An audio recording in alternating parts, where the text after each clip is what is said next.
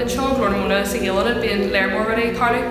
bí rud ar fáil de gach éisgrúpa go gach cinneal duine, so bíonn chumáin áige oscailte, bíonn sin ihe bhairt agus ihe dheardaing, so taigeann páistí idir rang ceathar agus éagraíochta sa máscail, taigeann siad ag ammanna difriúla agus bíonn cumann agat. Feirste ar ihe luúin thosaímuid inné, actually thosaímuid form the man, so bhí sin just seansta mrá sa cheantar teach céile agus play for rudaí atá go bheith marthú gan farbí a bheith sa siomra. Chun maiile sin a rihan le bíonn sios céann educating, so tugann sin seansta mamithe nó dadaithe teach na babi agus just a scéal leigint sin na babithe bheith pléin na céile trí Gaeilge. Na rudí eile bíonn ag tarlú bíonn ranganna an seo, ranganna Gaeilge, bíonn sin ag tarlú san ihe, agus an amna bíonn Jean Crúthaíodh agus tarlíonn sin beidir seathar ahan coppla mí, so tugann sin seansta daoine ó bunrang go dtí ardrang just an Gaeilge ólam, agus bíonn sin ag tarlú ar réit na seachne ahan eile lá bíonn ar léad rud amháinan gach lá.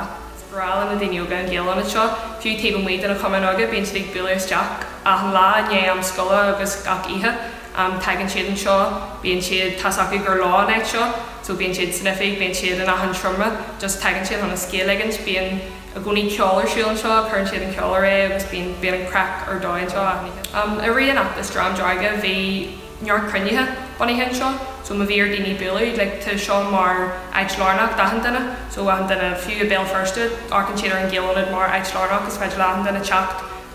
cruinithe bheith acu rudaí a plánaí, sin an gur seo mar bíos donachtas, an cultúr lean fásteach gur seo eagsúla tháinig muid ag play rudaí mar hampla an cruinniú a tharla Feirste Feirste, nar thugraí muid cruinniú publi. Bhí an plánaí le tarla sé an seo agus na margaí eilehéid a bhí an sa lá dearg muid a le an seo, so bhíon ag seo mar sort cinneal mar crowd le donachtas.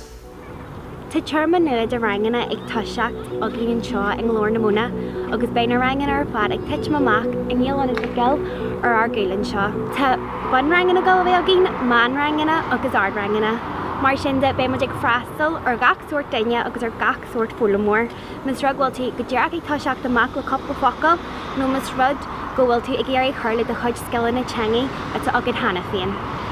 Tá muinteoirí den héad scoil agin, chuann siad starbhís agus ranganna ar ard chreideann ar fáil, agus cumáile sin bíonn éiseanna iontach acu Feirste a churann le de turas teangaí.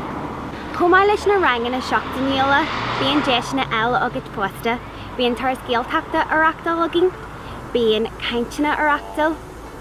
ítheanta scannain, cumáile turas le, a deanann mogalra a tharint le chéile, so dóis go níos mó deisina sosiálta agad do chuid scileanna agus teanga a éasaid.